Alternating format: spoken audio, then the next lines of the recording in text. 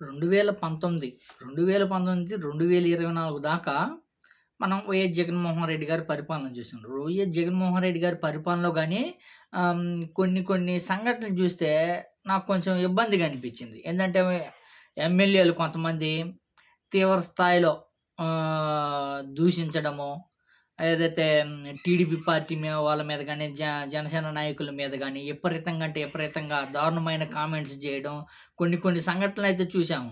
చూసినప్పుడు గాని అనిపించింది ఏంది ఇంత దారుణంగా మాట్లాడుతున్నారు.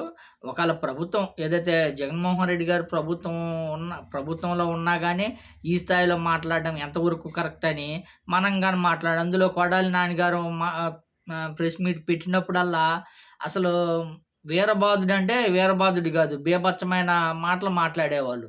ఏదైతే బాబు గారి మీద గాని, లోకేష్ బాబు గారి మీద గాని, చంద్రబాబు నాయుడు గారి మీద గాని, పవన్ కళ్యాణ్ గారి మీద గాని విపరీతమైన దారుణమైన మాటలు మాట్లాడేవాళ్ళు. అప్పుడు అనుకుండేవాళ్ళు ఏంది ఇంత దారుణంగా మాట్లాడుతున్నారు.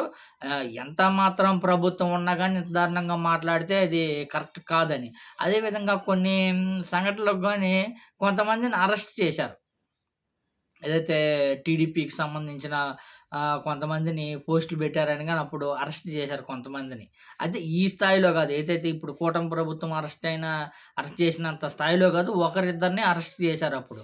అప్పుడు అరెస్ట్ చేసినప్పుడు గాని ఏది ఈ సోషల్ మీడియాలో పోస్టులు పెట్టినందుకు అరెస్ట్ చేయడం కరెక్ట్ కాదని అప్పుడు అప్పుడు గాని కొన్ని వీడియోలు గాని చేశామప్పుడు. అయితే ఇప్పుడు, ఇప్పుడు కూటమి ప్రభుత్వం వచ్చిన తర్వాత గతంలో ఏదైతే జరిగిందో, గతంలో ఏదైతే వైసీపీ పార్టీ వాళ్ళు, టీడీపీ పార్టీ వాళ్ళ మీద ఏ స్థాయిలో విమర్శించారో, ఏ స్థాయిలో దూషించారో, అదే విధంగా ఇప్పుడు కూటమి ప్రభుత్వం గాని కొనసాగుతుందనే చెప్పుకోవచ్చు. ఎందుకంటే గతంలో ఇది కరెక్ట్ కాదు అన్నోళ్ళం గాని, ఇప్పుడు కూటమి ప్రభుత్వం వచ్చిన తర్వాత అదే కొనసాగిస్తుంది. అంతకంటే దారుణంగా కొనసాగిస్తుందనే చెప్పుకోవచ్చు. ఎందుకంటే అసలు సోషల్ మీడియాలో ఉన్న కార్యకర్తలు ఏదైతే సోషల్ మీడియాలో పోస్టులు పెట్టే కార్యకర్తలను వాళ్ళు పెడుతున్నారు. పెట్టినా ఏదైతే అతి దారుణంగా ఏదైతే అతి దారుణంగా పోస్టులు పెట్టి వ్యక్తిగతంగా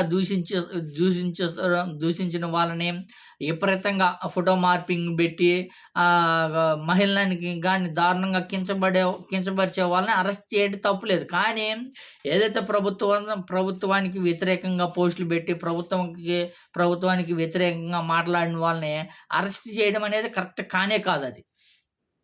పలాని వాళ్ళు ఎప్పుడైతే ఈ మహిళని కించపరిచినట్టు మాట్లాడారు. అటోళ్ళని అరెస్ట్ చేస్తే తప్పే లేదు. కానీ కూటమి ప్రభుత్వం అలా గాకుండా పోస్ట్ పెట్టినోడిని, వ్యతిరేకించిన వాళ్ళని గాని కొంతమందినైతే అరెస్ట్ చేసింది. అదైతే దారుణం. కానీ గతంలో మనం ఏదైతే వైసీపీ నాయకులు ఈ స్థాయిలో విమర్శిస్తున్నారు. ఇది కరెక్ట్ కాదని రాష్ట్ర ప్రజలు గాని చాలామంది వ్యతిరేకించారు. ఇది కరెక్ట్ కానే కాదు. ఇలా ఏ స్థాయిలో ప్రభుత్వం ఉన్నా గానీ, ఈ స్థాయిలో విమర్శించడం కరెక్ట్ కాదు. అది బాబు గారిని ప్రతిపక్షంలో ఉన్న నారా చంద్రబాబు నాయుడు గారిని గానీ, లోకేష్ బాబు గారిని, వాళ్ళ మహిళ కుటుంబ సభ్యులు గానీ విమర్శించడం కరెక్ట్ కాదని అందరు ప్రజలు వ్యతిరేకించారు. దాన్ని చాలామంది గానీ ఖండించారు గానీ ఇది కరెక్ట్ కాదని. కానీ ఇప్పుడు చూస్తుంటే కూటమి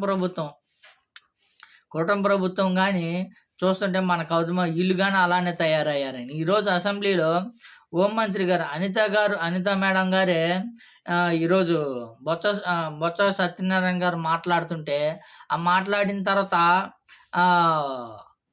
మన వంగలపూడి అనిత మేడం గారు లేచి, దమ్ముంటే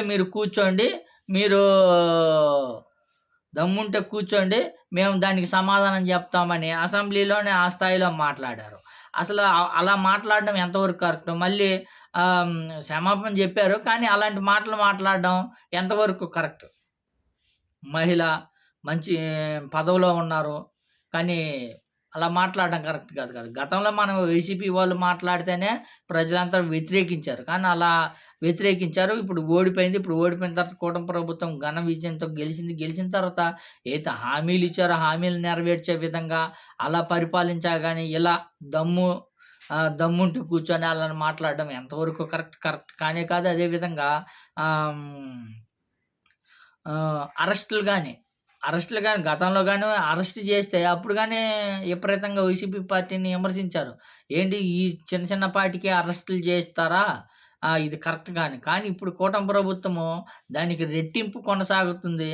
ఖచ్చితంగా దీనికి కూటమి ప్రభుత్వం అదే టీడీపీ పార్టీకి తీర స్థా తీర తీవ్ర స్థాయిలో దెబ్బ తగిలిద్దని చెప్పుకోవచ్చు. ఎందుకంటే ఇలా అరెస్టులు, అత్యాచారాలు, దారుణమైన సంఘటనలు రాష్ట్ర ప్రజలు ఒకసారి గమనిస్తా ఉన్నారు. గమనిస్తున్నారు. అదేవిధంగా ఆహ్, హ్మ్, ఇలాంటి సంఘటనలు గాని టీడీపీ పార్టీకి భారీ దెబ్బతీసే విధంగా ఉందని చెప్పుకోవచ్చు.